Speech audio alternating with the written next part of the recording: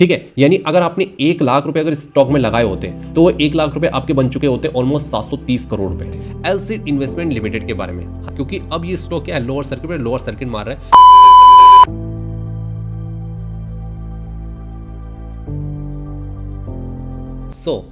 क्या लगता है आपको कौन है इंडिया का सबसे बड़ा शेयर? एमआरएफ? जी नहीं, एमआरएफ को भी सरपास कर चुका है एक ऐसा स्टॉक जिसने ऑल टाइम हाई लगाया है आपका 3,32,000 रुपए का। जी हाँ, आपने सही सुना।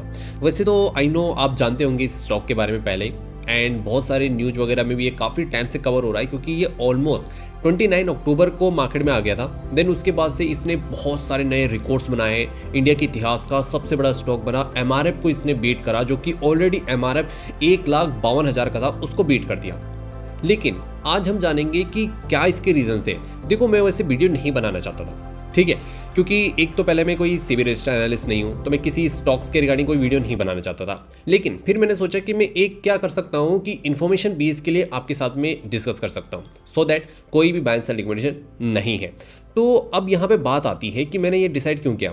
अगर आप यहाँ पे आओगे एंड देन आप यहाँ पे जरा चेकआउट करोगे कि ये स्टॉक अपना ऑल टाइम हाई लगाता है जब ये मार्केट में लिस्ट होता है, तो होता है ऑलमोस्ट 2.5 लाख रुपए के आसपास पे। लेकिन उसके बाद ये स्टॉक ऑल टाइम हाई लगाता है 3,32,000 का। देन उसके बाद से कंटिन्यू ये स्टॉक अभी तक अपने ऑल टाइम हाई से आप देख सकते हैं यहाँ पे 34% करेक्ट हो चुका है, यानी 1 लाख रुपए से ज़्यादा ये स्टॉक करेक्ट हो चुका है अपने हाई से। आप यहाँ पे चार्ट पे क्लियर देख सकते हैं दोस्तों। यही रीजन था इस स्टॉक को आपके साथ में डिस्कस करने का। सवाल आता है कि कैसे इस स्टॉक ने सिंगल डे में 66,92,000 के रिटर्न जनरेट करके दिए। क्या वो रीजन थे, सारी चीजों को आज हम यहाँ पे डिस्कस करने वाले हैं। एंड कौन सा स्टॉक आपने गेस तो कर ही लिया होगा, लेकिन चलिए अब थोड़ा सा इस स्टॉक के बारे में थोड़ा सा डिटेल में एनालिसिस कर लेते हैं कि आखिर ये सब हुआ कैसे, क्या इसके पीछे के इनसाइट्स थे, क्या इसके रीजंस थे, एंड अब ये यहाँ पे क्या सिचुएशन क्रिएट करके बैठा हुआ है। एंड एमआरएफ को सरपास करने के बाद क्या लगता है कि कोई तीसरा स्टॉक जो ऐसा स्टॉक ऐसी ऊंचाइयां छू सकता है, वो आप कमेंट में बताना। अब देखो, अगर मैं इस शेयर की बात करूं तो उससे पहले मैं आपको एक चीज़ बताता हूं। देखो, ऐसी बहुत सारी इन्वेस्टमेंट कंपनीज हैं जो कि बड़ी बड़ी कंपनीज में इन्वेस्टमेंट करती हैं, यानी इन्वेस्टमेंट होल्डिंग कंपनीज जैसे हम कहते हैं, जैसे कि टाटा सन्स हो गया, जिसका कि टाटा की जो टाटा मोटर्स है या टाटा पावर है, ऐसी टाटा इंडस्ट्री की जितनी भी कंपनीज है वहाँ पर उनकी होल्डिंग है। सो ऐसी कंपनीज जो कि बड़ी बड़ी कंपनीज में अपनी होल्डिंग रखती है, जस्ट लाइक टाटा सन्स, उनका आईपीओ अभी तक नहीं आया है, मोस्ट प्रोबेबली आपको आते हुए देखने को मिलेगा नेक्स्ट ईयर। लेकिन कुछ कंपनीज ऐसी हैं जो कि मार्केट में लिस्ट है।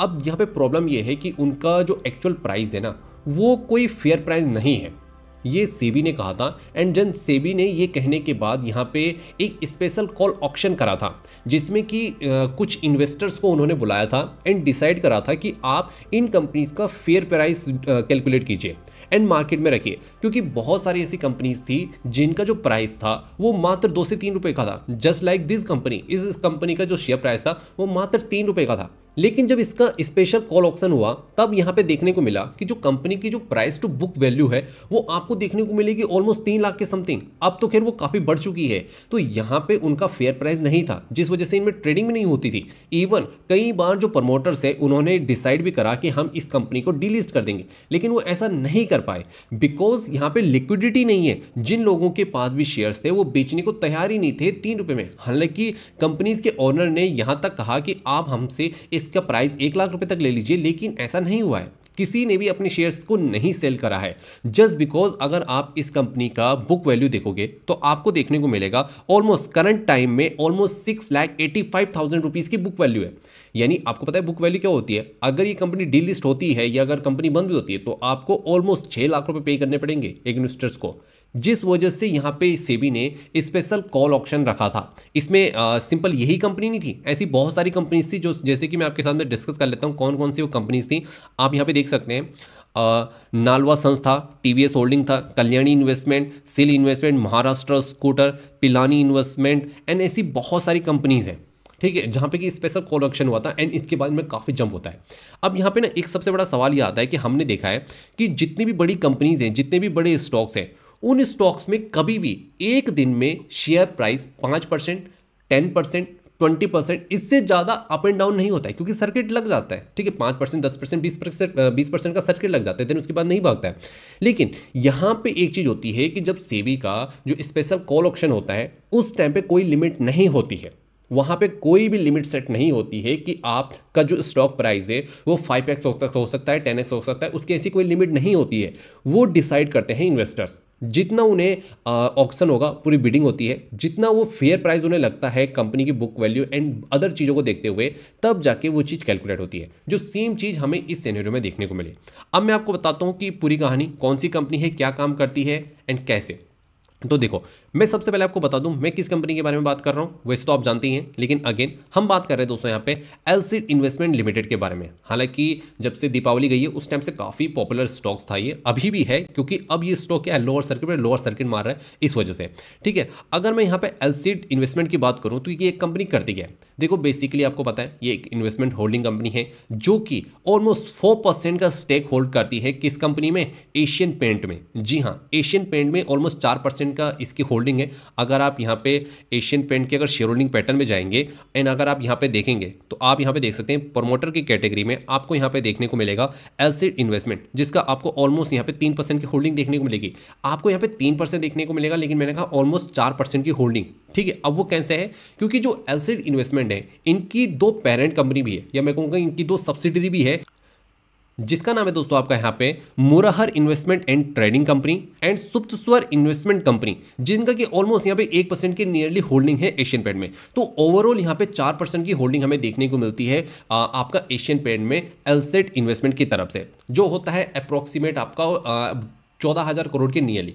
अब आप देख सकते हैं कि इतनी बड़ी इन्वेस्टमेंट इनकी हो रखी है एशियन पेंट पे। तो ये तो हमने देखा कि इनकी क्या इन्वेस्टमेंट है, कितने परसेंट की। अब बात करते हैं कि जो ये एलसीड इन्वेस्टमेंट है ये करती क्या है।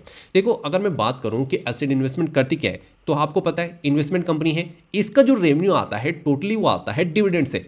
क्योंकि आपको पता है एशियन पेंट ऑलमोस्ट यहाँ पे 1.5% की डिविडेंड यील्ड रखती है, जिससे कि एशियन पेंट कभी भी जब यहाँ पे डिविडेंड अनाउंस करता है तो वहाँ पे अच्छा खासा अमाउंट मिलता है एलसीड इन्वेस्टमेंट को। अगर आप इनके बैलेंस शीट पे आएंगे तो आप देखोगे पिछले साल ऑलमोस्ट 235 करोड़ का रेवेन्यू जनरेट किया था एलसीड ने, जिसमें से कि इनका जो नेट प्रॉफिट आया था दोस्तों 176 करोड़ का। आप लगा लीजिए ये सिर्फ और सिर्फ हुआ है आपके किसके बिहाफ पे, डिविडेंड के बिहाफ पे। एंड इसके अलावा अगर आप थोड़े से पास्ट में भी जाएंगे ना, तो कंटिन्यू यहाँ पे जिस तरह से डिविडेंड ज़्यादा इंक्रीज होता रहेगा, उसी तरह से इस कंपनी का भी प्रॉफिट यहाँ पे आते हुए देखने को मिला। ठीक है, इन सब चीज़ों को देखते हुए जब यहाँ पे इसका स्पेशल कॉल एक्शन हुआ था, उसके बाद यहाँ पे क्या हुआ कि ये स्टॉक दोबारा से बीएसई पे लिस्ट हुआ। पहले ये स्टॉक 3 पे भी ट्रेड होता था। ठीक है, 3 पे भी ट्रेड हो रहा था। ऑलमोस्ट 28 अक्टूबर को ये ऑक्शन हुआ था। 29 को जब ये लिस्ट हुआ मार्केट में, तो ये डायरेक्ट लिस्ट हुआ आपका 2.5 लाख रुपए के आसपास पे, जो अगर आप परसेंटेज वाइज अगर कैलकुलेट करोगे तो वो आपको देखने को मिल जाएगा दोस्तों 66,92,535%। ठीक है, यानी अगर आपने 1 लाख रुपए अगर स्टॉक में लगाए होते तो वो 1 लाख रुपए आपके बन चुके होते ऑलमोस्ट 730 करोड़ रुपए। जी हाँ, इट्स अ रियलिटी। लेकिन क्या किसी के बने हैं? That's the biggest question. The answer is no. क्योंकि देखो, जब ये स्टॉक मार्केट में था, ठीक है, उस टाइम पे इसमें एक तो ट्रेडिंग नहीं होती थी, ठीक है, दूसरी यहाँ पे कोई लिक्विडिटी नहीं थी। एंड जब से ये स्टॉक मार्केट में लिस्ट हुआ है तब से यहाँ पे डिमांड इतनी ज़्यादा है कि इसमें अपर सर्किट लगता हुआ चला गया था कंटिन्यू 1 वीक तक। एंड अब यहाँ पे कंटिन्यू आपको लोअर सर्किट देखने को मिल रहा है। तो यहाँ पे मुझे नहीं लगता कि किसी के पास ये स्टॉक होगा, एंड ना मैं यहाँ पर रिकमेंड करूंगा कि आप इस स्टॉक को खरीदो, क्योंकि I am not any kind of SEBI registered analyst. आप डिस्क्लेमर भी देख सकते हैं। ठीक है, मेरा सिर्फ यहाँ पे आपके साथ में डिस्कस करने का रीज़न है इसके बारे में आपको बताना कि आखिर कैसे ये इंडिया का सबसे महंगा या एक्सपेंसिव स्टॉक बन चुका है एमआरएफ के बाद। ठीक है, अब आप देखोगे कि जो एलसीड इन्वेस्टमेंट है इन्होंने किस तरह से हमें रिटर्न यहाँ पे जनरेट करके दिया। एंड अगर आप यहाँ पे इसके थोड़ा शेयर होल्डिंग पैटर्न पे आएंगे, देन आपको यहाँ पे एक इंटरेस्टिंग चीज़ पता चलेगी कि कंपनी की जो शेयर की जो लिस्ट है ना, आप देखोगे नंबर ऑफ शेयर होल्डर आपको देखने को मिलेंगे सितंबर में मात्र आप देख सकते हैं यहाँ पे कितने शेयर होल्डर्स आपको देखने को मिल रहे हैं। मात्र आप यहाँ पे आप यहाँ पे देखेंगे कि जो शेयर होल्डर्स की जो संख्या है वो है 328, यानी सिर्फ 328 लोग हैं जिनके पास क्या है इस कंपनी के शेयर्स हैं। तो आप लगा लीजिए ठीक है, जिसमें से 75% की होल्डिंग किसके पास है, प्रमोटर्स के पास है। एंड कंटिन्यू जब से स्टॉक मार्केट में लिस्ट हुआ है तब से आप यहाँ पे देख सकते हैं कि स्टॉक में या तो लोअर सर्किट लग रहा है एंड या तो आपको अपर सर्किट लगते हुए देखने को मिल रहा है, और अब तो अपने हाई से अच्छा खासा करेक्ट भी हो चुका है। सो देखो दोस्तों, ऐसी चीज़ें बहुत ही बोलने के लिए आसान होती है, लेकिन ऐसे ना चीज़ें बहुत इंपॉसिबल होती है, ये मैं कहूँगा कि ना मात्र के बराबर होती है। ये चीज़ें जब हो जाती है ना तब हमें पता चलता है, लेकिन हम ये चीज़ें प्रेडिक्ट नहीं कर पाते हैं। अगर आपने प्रेडिक्ट कर लिया तो आप सीधे सीधे करोड़पति बन गए, जैसे हमने देखा, लेकिन अदरवाइज ये प्रेडिक्ट करना इतना ईजी नहीं है। तो आई होप आपको समझ में आया होगा कि एलसिड इन्वेस्टमेंट कैसे इंडिया का सबसे महंगा शेयर बनते हुए देखने को मिल रहा है आपको करंट टाइम में, जिसने कि एमआरएफ को भी बीट करा है, जिसने ऑल टाइम हाई लगाया आपका 3 लाख रुपए का। जी हाँ, आप अगर एक चीज़ बताना चाहो कि कोई ऐसा स्टॉक है जो 3 लाख रुपए, या इवन मैं कहूँ जब 3 लाख रुपए तक ये चला गया, तो कोई ऐसा स्टॉक है जो फ्यूचर में 5 लाख रुपए जा सकता है? कमेंट करके बताना। और हाँ, कमेंट में एक चीज़ और बताना कि दुनिया का सबसे महंगा शेयर कौन सा है। सो आज की वीडियो में इतना ही, मिलता हूँ आपको नेक्स्ट वीडियो में, तब तक के लिए धन्यवाद।